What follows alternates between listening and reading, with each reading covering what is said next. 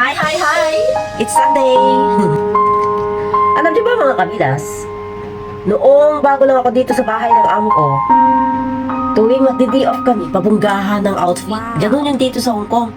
Nung bago pa lang ako dito, nakuha ako sa mga bagong damit, mga mumurahing damit, mga kabilas. Kaya tuwing Sunday talaga, iba-iba yung damit ko. Pag bumibili ako ng damit, once ko lang sinusuot. Kaya napakarami po ako tambak ng mga damit sa Pilipinas. Wow! At dahil nandito pa yung amo kong babae noon, mga kabilas, tuwing mag-day off kami, hindi rin ako magpapatalo sa outfit. Kaya ayoko rin na makita ako ng mga amo ko na nagsusuot ako ng mga sexy na damit.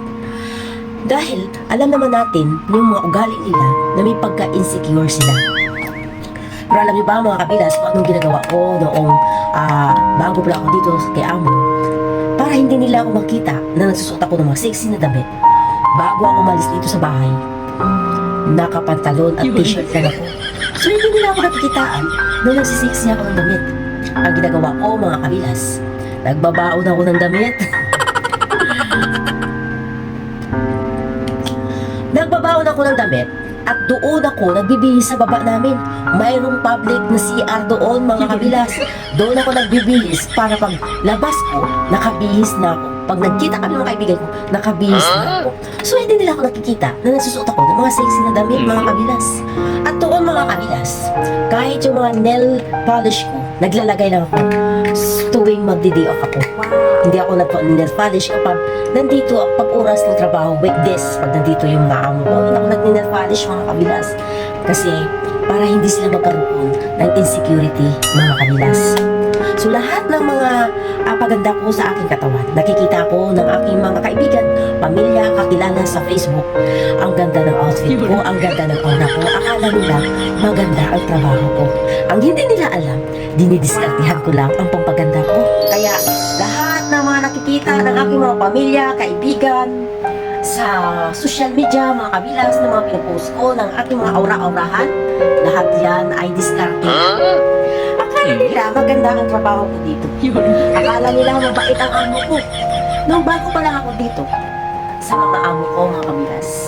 Kasi nakikita na nila na magaganda talaga ang outfit ko at ang aura ko tuwing maghaliday ako. Wow!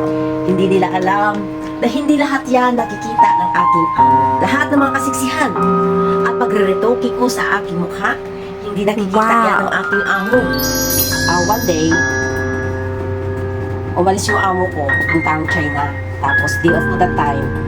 Siyempre, kampante ako na wala siya dito sa bahay. Tapos, umuwi ako galing day off. So, hindi na ako nag-base ng damit ko kasi akala ko noon wala siya dito kasi pumunta na ng China. Tapos, pagdating ko dito, siya nagbukas ng pinto. So, nakita niya yung aura ko. Tapos, alam niyo yung sabi sa akin, katulong yung so beautiful. Sabi niya. Tapos, simula noon, nakita na nila akong nag-aayos. And then, simula noon, sila na yung nagbibigay sa akin ng pampaganda ko, lalo-lalo na yung alaga ko. Lahat ng mga lipstick, eyebrow, mga makeup ko, galing na sa alaga. Wow! O, diba? Mali pala yung expectation ko.